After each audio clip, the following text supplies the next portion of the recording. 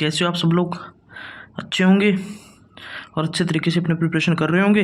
अब तो बस 2 दिन की बात हो रहा है और आज अपने इस chapter alcohol phenol and ether में कुछ इम्पोर्टेंट रिएक्शन है, उनको एक बार डिस्कस कर लेते हैं कि इस जो पैराग्राफ में जो इम्पोर्टेंट जो पॉइंट दे रखा है वो यही है कि एल्केन में से अगर मैं H का प्रतिस्थापन करता हूँ, यानी H चला जाए और उसकी जगह कौन आ जाए, OH आ जाए तो बनता है एल्कोहल। और बेंजीन में से H+S चला जाए और उसकी जगह OH आ जाए तो बनता है फिनोल। ठीक है, उसके बाद में ये तो है alcohol and phenol and ether की कहानी क्या होती है कि बेंजीन या एल्केन में हाइड्रोजन का प्रतिस्थापन किससे हो जाए, RO से हो जाए तो बनेगा क्या, ईथर बनेगा।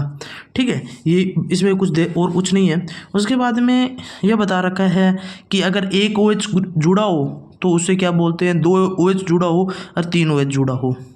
ठीक है, उसके बाद में अपने को ये तो सभी को पता है कि अगर OH 1 डिग्री कार्बन से जुड़ा हो तो उसे 1 डिग्री अल्कोहल बोला जाता है। अगर OH 2 डिग्री कार्बन से जुड़ा हो तो 2 डिग्री अल्कोहल बोला जाता है। अगर OH 3 डिग्री कार्बन से जुड़ा हो तो 3 डिग्री अल्कोहल बोला जाता है।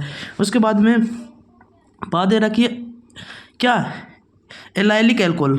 एलाइलिक अल्कोहल में क्या होता है कि जिस कार्बन से OH ग्रुप जुड़ा हो, जिस कार्बन से OH ग्रुप जुड़ा हो उस कार्बन के यानी एल्कीन के आगे वाला कार्बन जो होगा, एल्कीन के आगे वाला sp3 कार्बन, एल्कीन के आगे वाला sp3 कार्बन से क्या जुड़ा होगा, OH ग्रुप जुड़ा होगा, उसे क्या बोलेंगे, एलाइलिक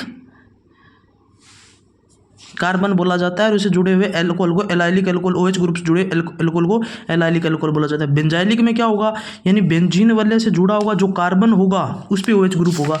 जैसे कि ये लिखा हुआ है, देखो बेंजीन रिंग है, उसका आगे ऊपर जुड़ा हुआ अगला sp3 कार्बन है, उसके साथ OH ग्रुप जुड़ा हुआ है, तो इसी को बेंजाइलिक अल्कोहल बोल दिया।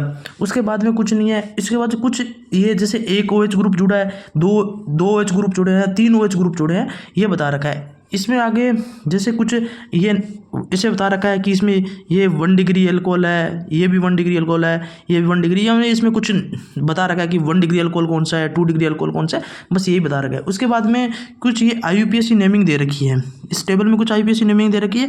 इस IUPAC नेमिंग से ज़्यादा आप इस कॉमन नेमिंग पर थोड़ा ज़्यादा ध्यान देना। जैसे कि सबसे ज़्यादा इंपॉर्टेंट है गिल्स रोल, ये गिल्स रोल को थोड़ा याद ध्यान रखना। इथाइल अल्कोहल, इथाइल ग्लाइकोल को याद रखना, इथाइलिन ग्लाइकोल को याद रखना, ये थोड़ा सबसे ज़्यादा इंपॉर्टेंट है क्योंकि IUPAC नाम तो सभी को आते हैं, थोड़ा सा कॉमन नेमिंग को थोड़ा ध्यान रखना। ये सबसे ज़्यादा इंपॉर्टेंट गिल्सरोल और इथाइलिन ग्लाइकोल इंपॉर्टेंट है, ये याद रखना। उसके बाद में ये फिनोल का कुछ नाम दे रखे हैं, ये कॉमन नेम है, ये याद रखना जरूर, जैसे कि एटेकोल, रिसोर्सिनोल, हाइड्रोक्विनोन, फिनोल, क्रिसोल यानी ऑर्थोक्रिसोल, मेटाक्रिसोल और पैराक्रिसोल, ये थोड़ा सा ढंग से याद रखना इनको। फिर उसके बाद में कुछ इधर फिर आगे एक टेबल दे रखी है जिसमें IUPAC नेम और कॉमन नेम दे रखे होंगे। उनमें IUPAC नेम में सबसे ज़्यादा इंपॉर्टेंट जो 2 नाम है मेरे को लगता है वो एक एनिसोल और एक फेनिटोल लगता है। आप इन दोनों को थोड़ा सा ध्यान में रखना कि एनिसोल कौन सा है और फेनिटोल कौन सा है। ठीक है, उसके बाद में बात कर लेते हैं, यहाँ पे कुछ एसेशन रीजन के क्वेश्चन बनते हैं। जो एसेशन रीजन के क्वेश्चन बनते हैं वो मैंने अलग सेपरेट लिख रखे हैं, इनको थोड़ा आप ध्यान से देख लो।